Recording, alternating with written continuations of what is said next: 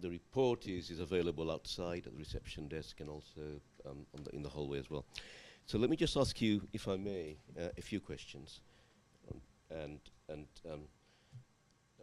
hopefully this may be followed up by the audience and the online people as well. I mean, don't hesitate to ask a question just because I have asked it beforehand. To what extent do you think that the Taliban leadership actually genuinely want to engage with the aid organizations, and indeed have they the power to do so? I mean, we know that Taliban itself is an amorphous body. That's what we have seen in Afghanistan.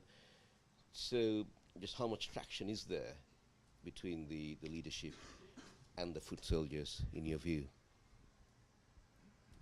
Well, I think, I mean, Antonio can correct me if I'm wrong, but what our research found was there was an openness towards aid agencies in this official policy and with the Commission. The reasons why they would want to do this are pretty clear. It's provides some legitimacy. It provides them, you know, the appearance of a unified movement that's able to grant access and allow aid agencies in. Whether that's the reality on the ground, obviously, I think what we found is that it really depends, and that there is a sort of disconnect between that high level and the local level. But I don't know if you'd... Well, as I was saying, you know, then you have to speculate a little bit about how things work within the Taliban. I do think the Taliban today are much more a much more integrated organization than they were a few years ago.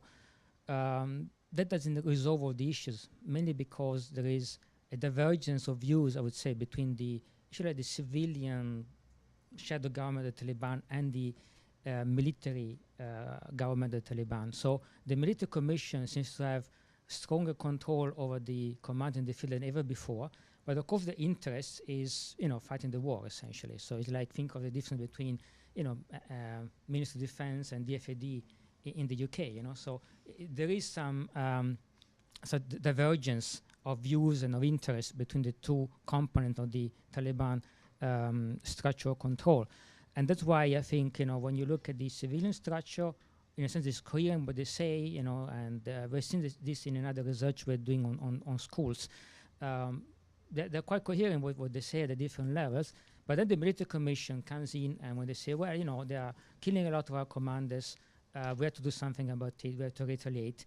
I think because the pressure is real, and when you get information from them about the level of casualties they suffer, you know, it either exaggerates, but not by a huge lot. You know, the casualties are very high, and there is a need for the Taliban, particularly the military commission, to do something to reassure, you know, the guys in the field that we're doing something about it, we can strike back, and there are only a limited number of ways they have to strike back, and they hope that by banning NGOs and other humanitarian organizations, you know, is a way of putting pressure that then forces perhaps the government, for example, the Afghan government, to take a line which is more critical, for example, of what ISAF does in terms of nitrates, for example. You know? So I think I wouldn't say they are really, I think the point doesn't derive so much from the fragmentation of the Taliban, but from this divergence of interest within the Taliban on how to respond to the kind of situation they're actually facing on the ground. This report is quite critical of aid agencies. You know, you say that they lack guidelines, they lack a cohesive strategy. Now, some readers might think, Ashley and Antonio, that you're being rather unfair. You know, it's the Taliban who are at fault here. They're the ones who are at times killing aid workers. They're the ones who are not allowing humanitarian work, which would benefit the communities, from taking place. They're the ones who are manipulating aid projects and aid money. So do you think perhaps that the blame you have apportioned is perhaps unfair towards the aid agencies? Well, I would point out that the report makes recommendations to all actors, including the Taliban. So I think, yeah, you're absolutely right that it is the Taliban who's posing the constraints to access that we're examining. But I think also what this research shows is that aid agencies could perhaps do better, and is trying to suggest different ways and hold up examples of agencies that do this kind of engagement well and have been more successful. This is not to say that negotiating access in Afghanistan is easy or straightforward, or that aid agencies are asleep at the wheel.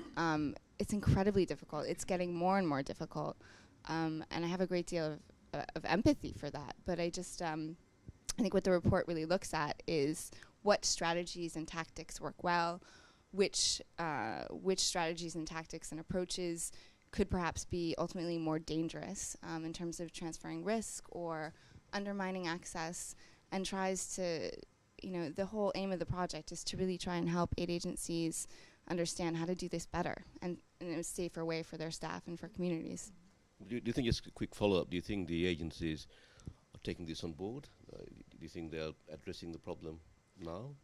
I think so. I think agencies in Kabul and elsewhere at the headquarters level are constantly talking about access, constantly trying to figure out, both in the UN and among international and Afghan NGOs, ways in which they can work safely and access communities in need of their assistance. But it's incredibly difficult, and I think they're grappling with a whole range of new problems in terms of dynamic shifting over the next few years as troops draw down, and as the situation on the ground in terms of who they have to negotiate with, the situation of the government, its influence, its reach changes, and then nobody knows what's going to happen. So I think it's only going to get more difficult. Yeah, and then of course, because there are many agencies and many NGOs, the reaction and the attitude will vary from NGO to NGO.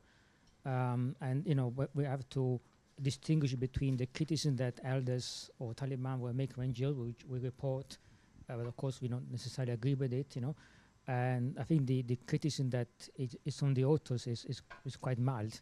And I think we're just pointing out that, we know that some organizations have been better at figuring out how to talk to the other side, assuming you want to talk to the other side. So there are ways of doing it, and at least NGOs and aid organizations should know that it is feasible. Then whether they, in principle, they want to do it or not is another matter, But can I just raise the question of women's rights? It's one of the sort of fundamental issues, one of the thoughts, and one of the reasons that certainly given at the time when the West went in. Now, you explain that the Taliban view of what stands for women's rights, and it obviously isn't a Western view. I just personally, I remember in 2005 interviewing 6 women in public life in Afghanistan who were meant to be the brave new future. Of the 6, 5 have been murdered since then, and the 6th one, Zarguna Kaka, was the female MP of Kandahar. Her husband was murdered when they tried to kill her, and I'm not sure where she is now. I appreciate it's not the job of the role of the aid organizations to impose Western values, but to what extent do you think aid agencies should acquiesce with the Taliban when it comes to female rights? I don't think I'm qualified to make. I think that's a question that agencies struggle with day in, day out. But it was interesting in the research because we talked to aid agencies, elders and Taliban working in the same areas, when we asked them about restrictions around women's rights or women's participation, really, in aid and development projects, you could tell, and some elders were very honest, that they objected to the constraints that the Taliban was imposing, but they had a variety of attitudes. Some were more pragmatic. They said, well, it's okay not to have, women teachers right now or women nurses right now, because it's better to have a clinic that doesn't serve women than no clinic at all, because those are the 2 options in some of these areas, and that's an incredibly difficult choice. And I think aid agencies have negotiated that differently. Some accept those conditions with the hope that they can influence the Taliban over the longer term. There's one quote from an aid worker saying when their wives and daughters get sick, they'll bring them to the clinic, and then they can't be treated because they're only men. And then they'll realize that, we need female doctors. Others say, that's not acceptable to us. No clinic if you don't allow us to serve both men and women. So I think that's, I don't have any clear-cut answers for you. I think these are the kinds of questions, though, that we need to be talking about and asking and looking at what tactics work best in terms of negotiating. What are the opportunities to influence the Taliban if they exist at all on these issues? Yeah, again, I think different aid organizations have different motivations and aims. So it's up for each one of them to decide, what is acceptable, not acceptable. In fact, we didn't find any case of NGO or aid organization saying the Taliban have banned women altogether from working with us. Of course, the constraint, only women work with women, is a serious one in a country where, for sure, there are not so many educated women, and most of them will not deploy to a village anyway. Even in the north, the government finds it difficult to get teachers, female teachers, to teach in the villages. So, in practice, that means that in many cases, there won't be any services provided to women, because even if in principle the Taliban would allow women to work there, you won't find any Afghan woman willing to go and work in that area. So the problem is not so much the abstract policy, but the implementation. And of course, there's work going on. There's also a reason why women won't deploy to a village. Then just traveling by road to a village, back and forth from the district center to the provincial center, implies some risk, whatever the policy of the Taliban might be. So I think in practice, of course, there are issues. But actually, we are surprised from the answers. It didn't seem to be as much as an issue as we thought it might have been. Particularly with some of the elders are more critical, but aid workers didn't seem to see this as a very big issue, probably because they know that they wouldn't be able to get a lot more women working in the villages anyway. We know, and as you pointed out, that more and more of the aid work is being done by Afghans, local employees, and presumably that's the way things will develop in the future as well.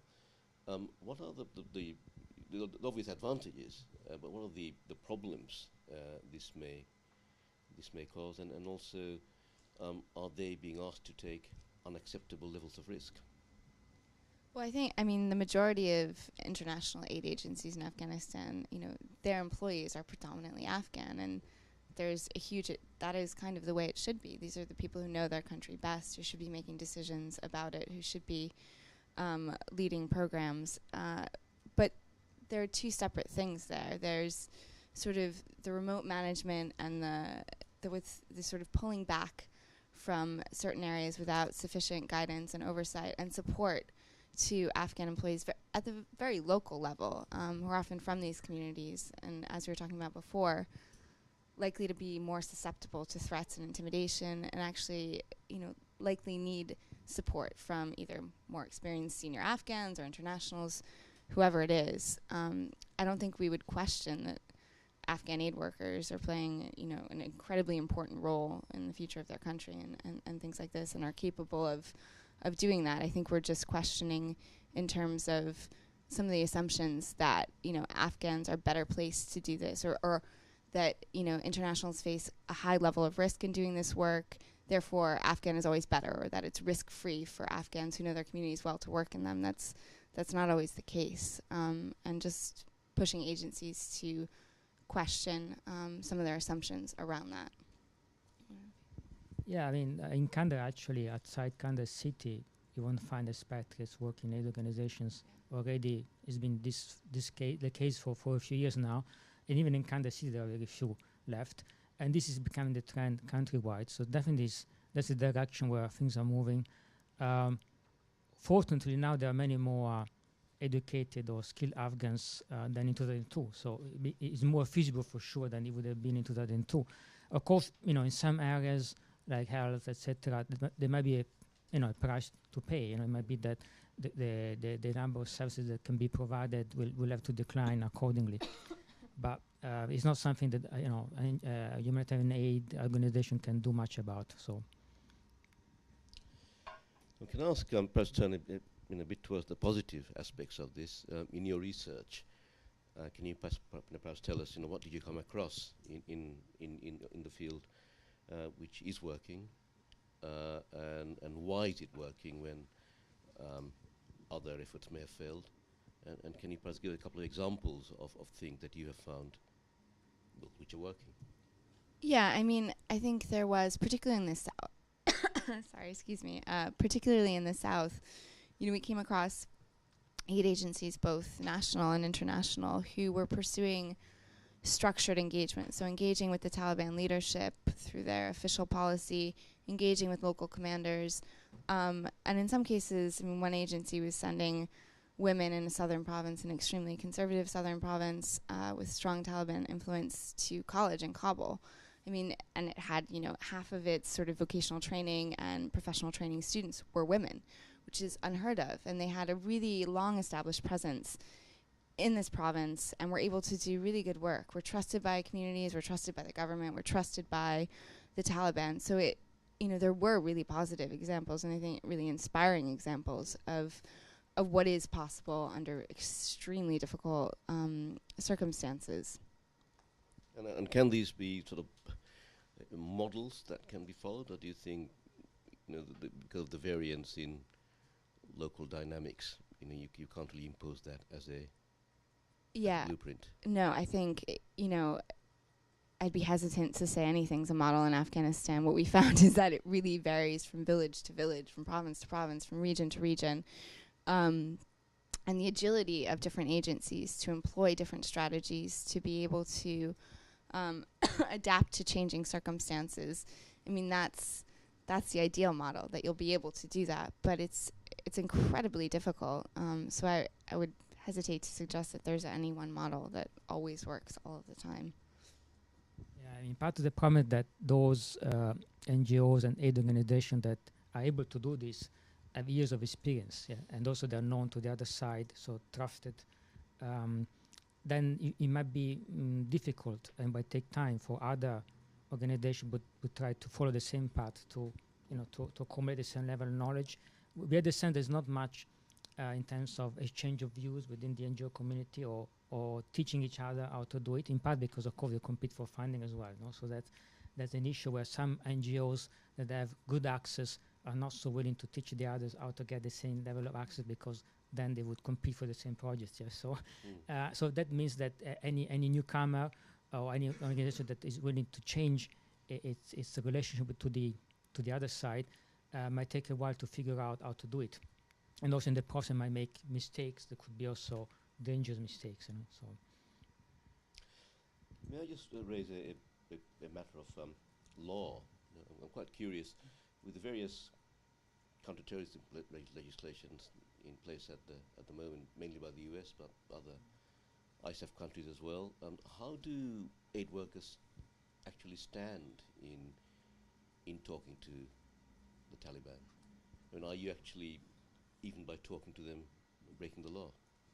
Well, I think this is something we came across in interviews with aid agencies. There's a lot of ambiguity in the actual laws itself. But also among people's understandings of what those laws are. And what that resulted in was a real risk aversion. You know, people would say, you can be kicked out of the country for talking to the Taliban. You can be sent to jail in the US because we take US funding for talking to the Taliban. Now, when we talked to the US government about this, they said, no, that's not the case. Simply by talking to, you know, to negotiate access, that's, you know, you can't be sent to jail. But there's a lot of, again, like the fear that you're going to be kicked out. In 2006, I think it was, there were 2 high-profile diplomats expelled for negotiating in Helmand by the Afghan government. So there's also the worry, what will the Afghan government say if we do this? But then, on the other hand, you have agencies who very publicly, you know, negotiate access with all sides, with the Taliban, with the government, and don't, you know, suffer any of those consequences. So it seems as though, you know, it's fairly clear that it's okay to a certain level to, you know, at least negotiate access as a humanitarian, as an impartial, neutral organization. But still, a lot of agencies are cautious about it, and it's no wonder. I mean, agencies who take U.S. funding have to submit sort of the names and information of partners and beneficiaries to the U.S. government. So, you know, it's no wonder that there is that kind of confusion. Certainly, you know, it was not so easy to talk with aid organization about how they deal with the other side. They have to be discreet, you know, they have to keep a low profile. I think the Afghan government is not bothered too much as long as they keep a low profile. They do things without advertising it too much. So I think there is some room maneuver. I mean, even some government agencies are registered with the Taliban, and some others have communication with the Taliban. So but again, they do it very discreetly without advertising it. So probably that's the key to how to proceed. Just a quick follow-up. I mean, you touched on the Afghan government attitude. I mean, is there an uniform, a coherent policy from the Karzai government in aid agencies in particular, talking to the insurgents? I mean, I don't think so. I don't think it's one that's been clearly articulated. Let me just ask you about the road ahead. How do you think things will pan out after 2014, as far as aid agencies are concerned with the Taliban? I'm not asking for a geopolitical view, actually, but also, you know, how much will the work of the aid agencies really depend on whether or not there is a political settlement? I think certainly a political settlement, if it was successful, would imply a greater degree of stability, hopefully peace, which then you'd hope would increase access. But some of the findings in terms of Taliban perceptions of aid agencies, of being spies, of being allied with the government, and the intense suspicion that Antonio was talking about, it doesn't bode well. And often aid agencies, because of the way that donors have funded, they disproportionately put funding in provinces where they have troops, so like Helmand, like Kandahar, the places where their soldiers are fighting the Taliban, and that's where aid agencies are forced to sort of work or choose to work. And so that association between aid agencies, which are supposed to be independent and impartial, with the political interests of donors, I think has been really damaging, or at least that's what came across in terms of our interviews with the Taliban. But another impact that's worrisome is that once the troops leave, the fear that the funding will rapidly decrease for humanitarian and development assistance, which has nothing to do with negotiating access or any of the things we've talked about so far, but it's will aid agencies have the money to continue working, which is another real concern. Yeah, of course, if there was a political settlement, that would be the preferred option for the aid organization in general, although within that, some who have a competitive advantage in dealing with the other side might be less enthusiastic about a political settlement than those who don't have this competitive edge. Of course, if I was managing an aid organization, I would prepare myself for the worst option rather than hope for, for the best solution, because in case there is no political settlement, you have to be, equipped for dealing with the situation you have on the ground. Okay, well, thank you very much. Now, if you can have questions and comments from those of you who want to ask them and make them. When you do you mind telling us who you are, if it's an organization you represent, and also because it's online, can you speak clearly into the microphone?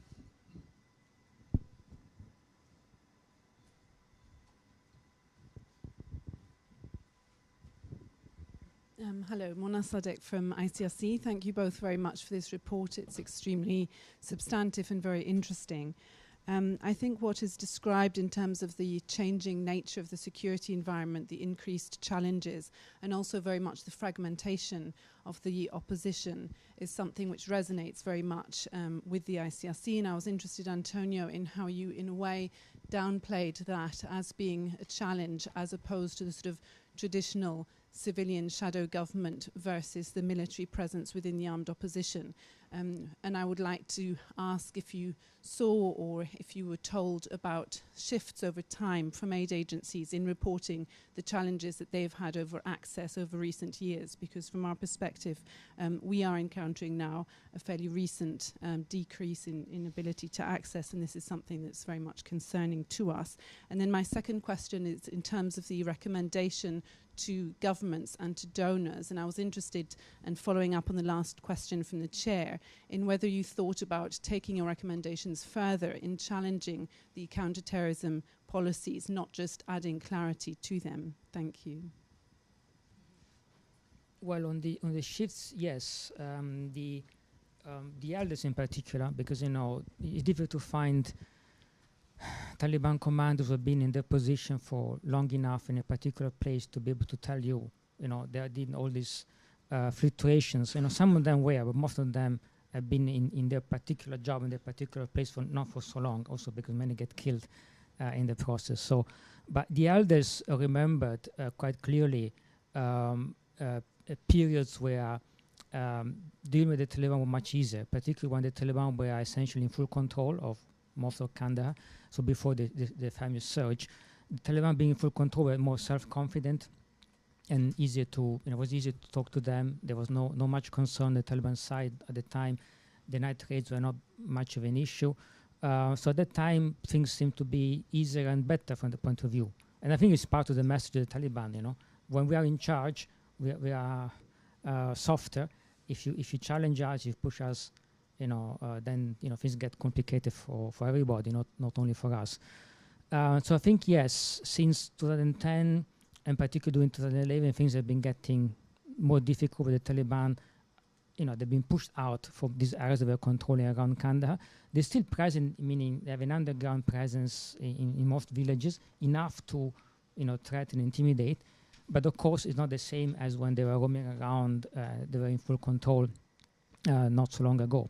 So I think there are these fluctuations, and it's difficult when you try to go back several years, then finding somebody who is able to give you a coherent picture of the situation is more difficult. So when you go back to 2006 and 2007, things get a bit blurred.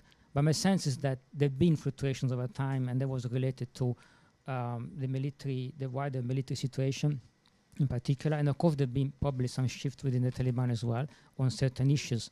So in general, they've been softening the policy, but on the ground, you don't always say that because, on the one hand, they're softening, but then on the other hand, the military situation varies. So the implementation is deeply affected by that. Just to add to that, we only looked at really 2 provinces, and I think in Faryab, just to add to Antonio's comments, when talking to aid agencies, it was really dramatic over the past year, the deterioration of access in that particular province, which I think reflects an experience they've had all throughout the north. Slowly that's spreading insecurity, whereas the north used to be the safest place to work just a couple of years ago. So it really, I think it underscores the differences in different places. And in Faryab, there did seem to be that situation where you're talking about in terms of competing factions or changing commanders and the volatility, which was, I think, a contrast with Kandahar, where you did have more of a uniform approach. On counterterrorism,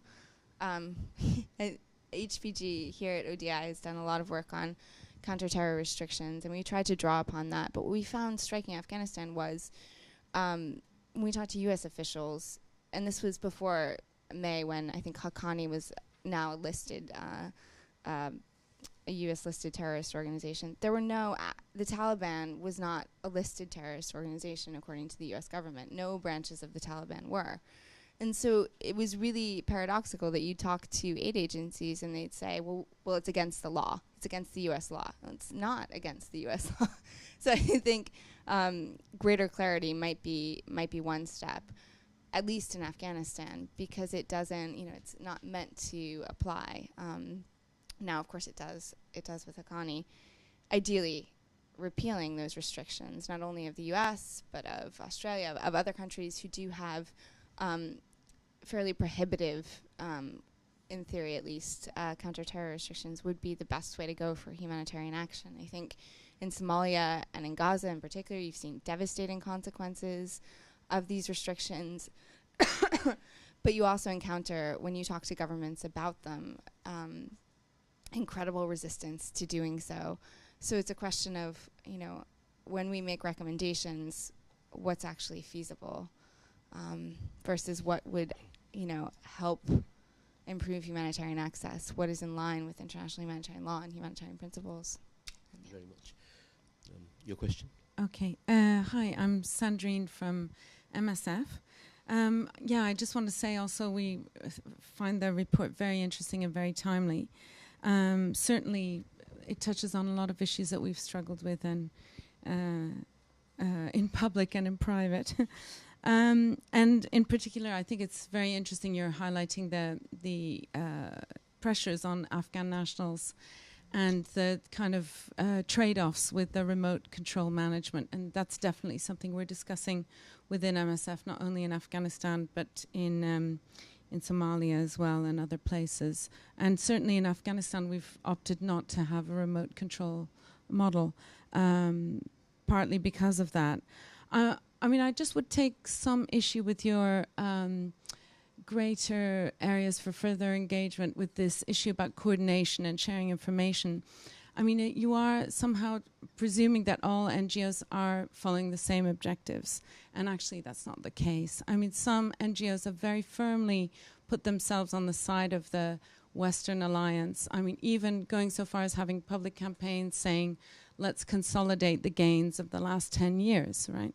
So there are some NGOs that really clearly have taken sides here. And certainly I think that is going to come into play even more so now in terms of, I mean, it's already, as you said, Ashley, that, you know, a lot of the NGOs have followed the foreign funding, which has followed the counterterrorism and security considerations, not only in Afghanistan, that's a case in other places. But I think that's going to be the big challenge, I think, for NGOs, is to kind of reclaim the humanitarian space and you know, maybe learn a little bit about the consequences about taking sides. Thank you. Thank you very much. Can I just maybe respond to that quickly? I completely agree. I don't think the humanitarian community is a monolith. I think it's incredibly fractured. We've been talking about how the Taliban is diverse. I think humanitarians are just as much, if not more so.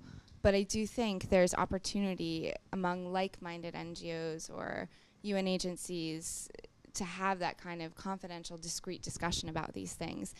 And even those like small discussions just didn't seem to be happening. Can I now take a question from an online questioner? It's Eloise, who's a consultant in Geneva. And her question is quite interesting, is the role of the elders as mediators. And what she wants to know is this a role that the elders themselves want to play, or is it a role that is being pressed on them by the NGOs through the indirect engagement process? I think it's pretty hard to say. I mean, when we, you know, in the interviews with elders, I think some of them wanted to advocate for access, some were hesitant to do so. But you have to imagine what their position is like. An agency comes to their village, wants to work, and says, but we can't talk directly to the Taliban.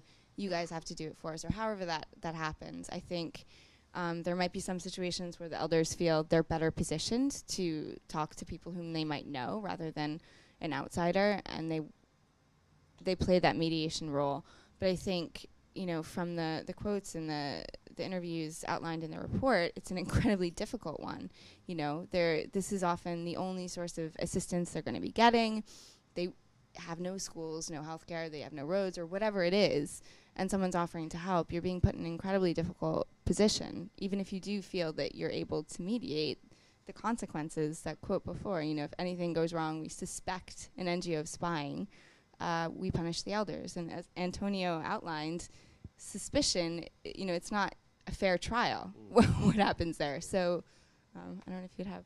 Yeah, I mean, some elders actually did say they were not happy at all to be involved in this kind of mediation, because then you come under pressure from two sides. You know, maybe the community itself, they want the project, the NGOs want to do the project, the Taliban don't allow that, and it's not a pleasant situation to be in. On the other hand, sometimes there are gains, you know, because elders, to be elders, need to provide something for the community, so that to play this kind of intermediary role. So, you know, if it works out, then the elder consolidates the role of elder, yeah, and may also be able to direct a project or any kind of assistance towards his friends, for example. And that strength is the role of elder. So we should not now, you know, view elders as, you know, totally impartial individual, have no self-interest or whatever. So I think there is something to gain, but the risks are also serious, because, you know, you know, if the Taliban think you're being cheating them or not playing by the rules, you know, it's not a risk I personally would take. Please. Stuart Britton, Healthprom. I wonder what impact you feel the perception of Ingos as thieves has. I mean, this is a common perception, of course, and I'm very aware when I'm there that I'm surrounded by people who probably believe that I have pocketed a lot of the money that was due to them. I mean, one of the interesting things that we found was the security implications of being perceived to do, bad work or poor quality programming or having pocketed the funds for yourself. When the Taliban were sort of interviewed, as well as some elders, they said, why would they come here in the first place? And then why would they come here and do bad work? It makes absolutely no sense. They must be spies. So you can see from their perspective why that might make sense.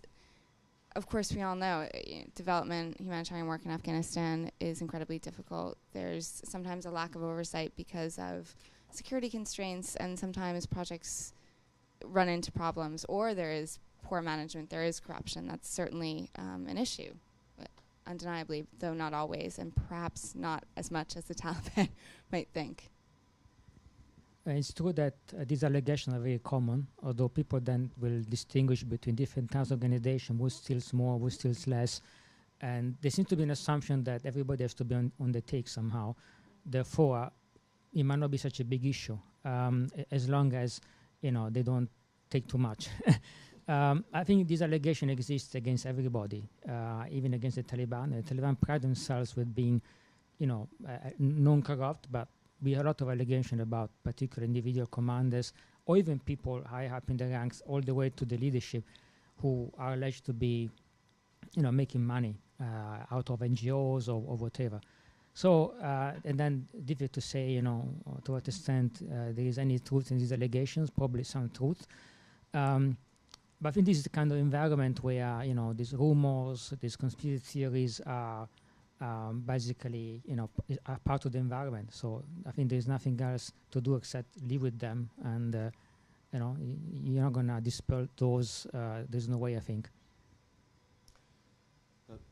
Your next, but before that, can I just possibly take a question from one of the online viewers? And this is from Zarina, who is with Womankind Worldwide. She's in London.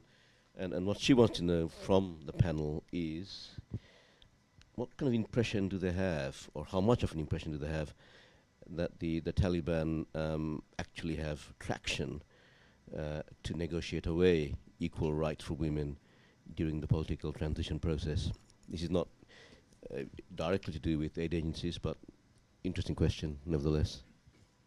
I'm sorry, I quite understand. So, how much power will they have in negotiations? Yes, I think what Zarina wants to know is that how much leeway have they got to negotiate away women's rights? Well, I think it's not much of leeway. Sorry to just perhaps I'm clarifying what she's saying is that, when they are talking on behalf of the community, are they representing the community, or is it just a theocratic Taliban view? Well, I think the current position, in principle, when they say women should work only with women, particularly in Kandahar, or I would say generally in the south, does match more or less what the elders say. You won't find many elders will say no. They might have doubts about whether it can work in practice, but certainly the elders in the south agree with the Taliban on this point. A bit less in the north, but even in Faryab, most of the people we talked to were Uzbek elders in Faryab, though some Pashtuns as well, were slightly more, say, liberal, but not that much. Most of the elders we talked to in Faryab, and there's not much sympathy for the Taliban in Faryab. I mean, that is the elders we talked to, only a small minority of them expressed any kind of sympathy for the Taliban. But on this point also, they were essentially in agreement with the Taliban, that of course it's not conceivable that, a woman would be working with men, or there should be mixed working places. Hi, Wendy Fenton with the Humanitarian Practice Network. I was interested in the way that you put strategic engagement in opposition to community acceptance strategies, and I wanted to know my first question is whether you found examples of where agencies had combined these approaches and whether they were effective or not. And secondly, the example that you, or the examples that you gave of where agencies who'd had a long presence in an area and were known and trusted by all the different stakeholders managed to operate perhaps more effectively in some instances than others. Were those, I'm not asking you to name the agencies, but I'm interested to know whether those agencies were strictly speaking humanitarian ones, or whether they were also engaged. I mean, being in a place for a long time implies that you're engaged in development activities as well. And I was interested to know what the types of activities that these agencies were engaged in and whether they were international organizations as well. Yeah, I would say that's the sort of rough distinction we had on the slide. Obviously, community acceptance is not exclusive. I mean, structured negotiations don't exclude community acceptance. And where there was structured negotiations, there was also often an element, almost always an element of community acceptance. What we tried to do in terms of typifying the two is say there's one kind of engagement that's direct and sometimes indirect, but and that's one approach, and the other is one that really seeks to purposefully avoid direct engagement, but relies on community acceptance. So it's more articulated in the report, but that's sort of how we break it down. In terms of those that pursue the more structured engagement, it was a wide range. Those who talk about it publicly are often humanitarian, they identify themselves as purely humanitarian. Those that tend to keep a lower profile on it, there were a range of organizations, multi-mandate, some who take the majority of their funding from troop contributing countries who worked in those provinces. I mean, it varied. So it was about the choices in policy rather than necessarily the type of organization, if that makes sense. Yeah, just to say that it's interesting because often the discourse is around, in order to engage in principled humanitarian action, you need to focus on humanitarian activities only, and the way in which you engage is an aspect of that, whereas we're hearing now that maybe it isn't as clear-cut as that. Yeah, I don't think it is. I think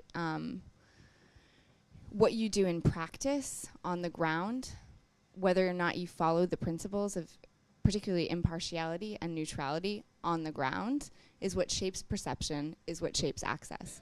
So if the Taliban see you talking to all sides, treating everyone in a fair way, doing decent programming, and the community sees that, and the government sees that, regardless of whether or not it's emergency healthcare or road building or longer term things, I think it really is the way you behave and whether or not you live up to those principles of impartiality and neutrality, rather than what you say you do. Yeah, I mean, in terms of the rules, they don't make a distinction between humanitarian and development. In terms of views, when you talk to the commanders, the cards, and ask what do you think, apart from what the rules are and what you implement, there you can see a difference. So humanitarian is okay, it's not controversial at all, whereas development is more controversial. Some of these people, I mean, some were not able, particularly the commanders, to even understand what we meant with development, but when they do understand, the prevailing view is negative. They say, we don't need this development because you want to change Afghanistan. We don't want to change Afghanistan. And you want to empower women. We don't want to empower women. We don't want to change our culture. In fact, the reason we fight is we want to defend the culture as it is. So, and then of course, that opens the question, that there's development, but the sense was, when you talk of development in abstract, their perception is, change, not only bringing more wealth to Afghanistan, but also implies changing society, social change, and that doesn't go down well with the Taliban. Next question.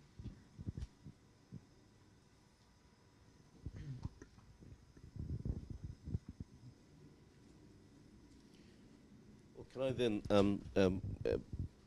take a question from, we'll take a question online. This is from Rhiannon, who is with GAPS UK, and her question is, what is the panel's impression of the impact that the 2014 withdrawal of international troops will have on the ability of aid workers to negotiate with the Taliban?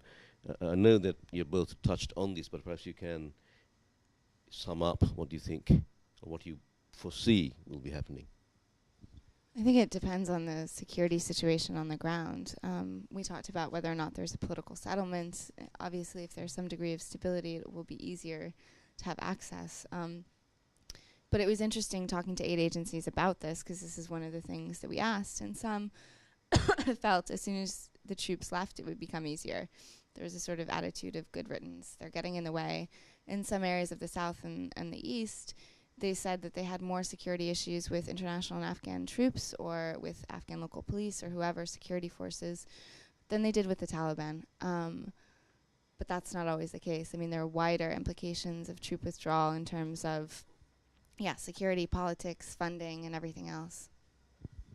Yeah, I mean, there are several factors to consider. Surely, if the withdrawal is complete or nearly complete 2014, there won't be many nitrates, for example. That, on the one hand, should make the Taliban softer or more inclined to implement the policy as it has been defined. At the same time, of course, it might also create a situation where the Taliban don't need community support that much anymore, because if they feel they have military superiority versus the other side, maybe communities are not so important anymore for them. So also create the risk they might retract some of the concessions that they've made. And then, of course, other factors of concern are the proliferation of armed groups of various types. We also ask questions not only about Taliban, but also about the various types of militia that are turning up all around Afghanistan. Whereas in Faria, for example, large majority of the elders are positive about the so-called Arbakais, were very common in Faria. Almost every village now has got them, probably because they're people they know or they are related to, and they say, there might be a problem in the future. For the moment being, actually, we find them quite helpful, and they protect us. In Kandahar, views were much more pessimistic about all these armed groups. There are not so many militias in Kandahar, but local police. And the elders were much more worried about that. They were saying, they're badly behaved. Many of them are essentially armed gangs or bandits. Many of the local strongmen aligned with the government have got their own armed regiments, and they're very badly behaved. And quite a few of them were more worried about these guys than about the Taliban. And of course, the expectation is after 2014, this kind of armed groups, they're already proliferating, but the more so they should do so after 2014, when everybody will be thinking, I need to protect myself, I need to have my own kind of personal security, because the government might not be able to provide that. So I think there are at least three factors to consider that might make the situation maybe better, maybe worse, depending on how they align. Any questions? If not, let me just take another online question. It's from Jeff Evans, who is a lecturer at the University of Glamorgan, and his question to the panel is, are there organizational and cultural differences between humanitarian assistance and development advocacy NGOs in their level of pragmatism when dealing with the Taliban? Yeah, I mean, I think there was, as we were talking about before, the sort of range of attitudes, approaches, and the programming that different NGOs, UN agencies, others focus on Afghanistan is extremely wide. And the approaches that they use to engage with the Taliban are very different. I think humanitarian organizations traditionally, they do emphasize the need to publicly and privately, demonstrate their impartiality, their adherence to humanitarian principles, and the need to engage with all sides.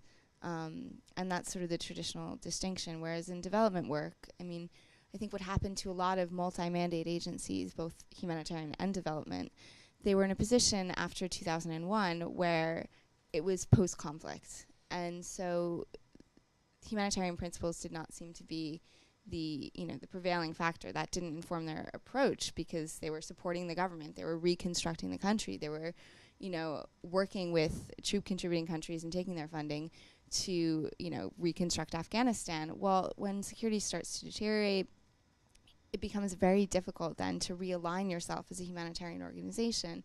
And I think many of them waited too late to sort of re-examine their their involvement with the government, with donors who are also belligerents in the conflict. Whereas many humanitarian organizations sort of stuck to that mandate of being impartial, being principled, being neutral, and were able to, arguably in some cases, have better access, have better engagement. Can I ask you a very quick question? Did you, in the course of your research, come across any situations where a Taliban commander who was empathetic with aid organizations was arrested or even killed by ISAF or ANSF?